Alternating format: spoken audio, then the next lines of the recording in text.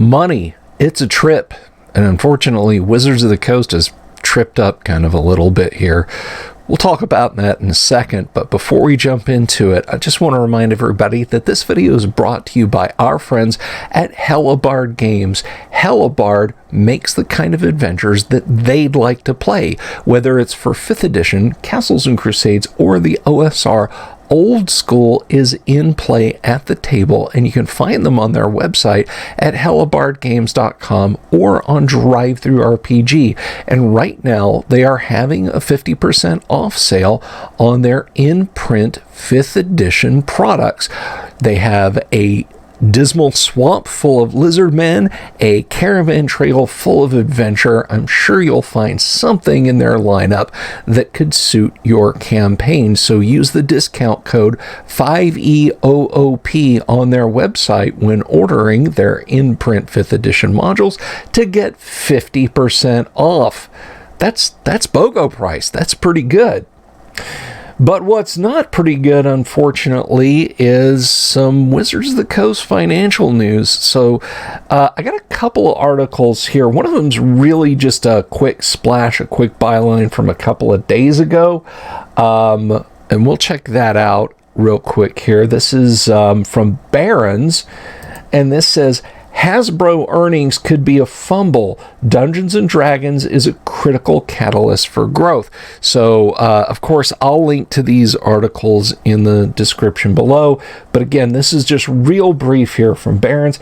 Hasbro is expected to report a first quarter loss on April 27th, but the long-term performance of the Dungeons & Dragons franchise could be just what the company needs.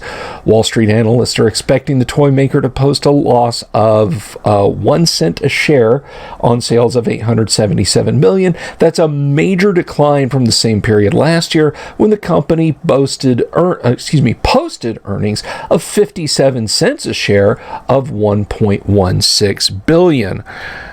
So that's just a little warning from Barron's there, but we kind of get more into the meat here in this second article, which again will be linked. And this one is Magic the Gathering remains a key risk for Hasbro stock as collectors grow cautious on investing in new card sets. Now, we're not going to focus too much on the card sets. I know a lot of viewers, they'll post comments and say, hey, I'm just interested in how Hasbro and Wizards are doing with Magic. So here's a little bit for you. And this comes from Markets Insider, which, again, I'll share the link down below. So, of course, here's a little bit of late news. Hasbro stock faces challenges with Magic the Gathering, according to Bank of America. We heard that all the way back in January, February. The bank said stores and collectors have grown more cautious about investing in new product sets of the game. We still see Magic underperforming as a key risk, especially in 2H23 as Hasbro laps a crowded release schedule, Bank of America said.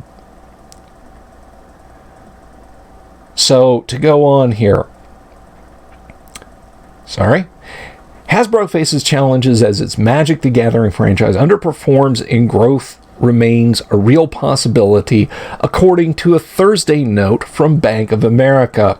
The bank highlighted ongoing headwinds for the popular card game after Hasbro flooded the market with a wave of new card sets and themed releases last year, arguably diluting the value of the card game, known for fetching hundreds of thousands of dollars for ultra-rare cards and testing the loyalty of fans. This is a lot of what I was seeing in the video comments from you guys. There's a lot of wallet fatigue. A Brooklyn-based Action City Comics owner Eric Lagashis told Insider earlier this year, in order to be competitive, you want the latest cards, and the cards you just spent a lot of money on are now obsolete. So let's go down a little bit, because they do talk a lot about this. Here, Bank of America, Jason Haas says, while engagement in Magic remains solid, stores and collectors have been more cautious to invest in new products. We continue to see modest declines in prices for reserved list cards, while prices for more recent releases have held up okay. But let's go down just a little bit here. Also not helping matters for Hasbro investors is the disappointing ticket sales for the Dungeons & Dragons movie, which has only grossed $158 million worldwide in its first 3 weeks of release. The reported budget of the movie was $150 million, which implies $375 million to $400 million in ticket sales are needed to break even after accounting for other expenses. The movie has been outshined by the success of Mario, and we do not believe it has driven much increased engagement with the game, Haas said. He reiterated an underperform rating on Hasbro stock and $42 price target, which represents a potential downside of 19% from current levels. So it's that last bit that I kind of want to touch on just a bit here. And of course, I want to hear from you guys down in the comments below. Now, I don't want to, at least not in this video, discuss the relative merits of the film one way or the other. Look, both Heidi and Luke Gygax have seen it, and they said it's something that they thought their dad would have loved, that it really captured the essence of the game.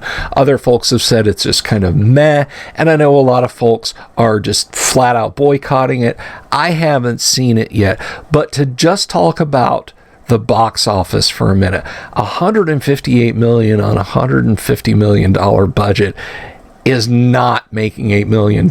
You're really seriously in the hole. I mean, the article there said, walking even for this movie.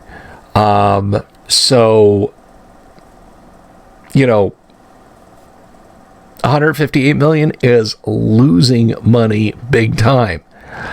Now, what that means in terms of, is there going to be a sequel? Is this going to launch a franchise? Guys, unless it really turns around, no, it's not. Now, I still see a lot of excitement around Joe Manganiello's D&D TV series that he's aiming at bringing.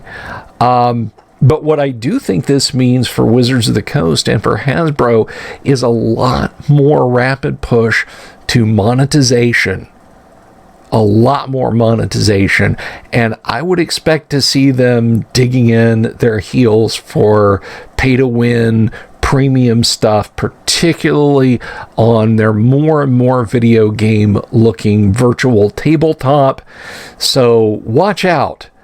They're definitely not done trying to squeeze blood out of the consumers, and that could mean more shenanigans with open gaming aimed at medium to large sized developers of third-party products, those who are still doing it and haven't gone over to other systems. But of course, I want to know what you guys think, so please leave a comment down below. If you like the video, give it a thumbs up, and if you haven't already, please click that subscribe button and the bell icon for notifications. And again, let me know what you think. I'm interested in hearing it, and I'll talk to you guys soon. Take care.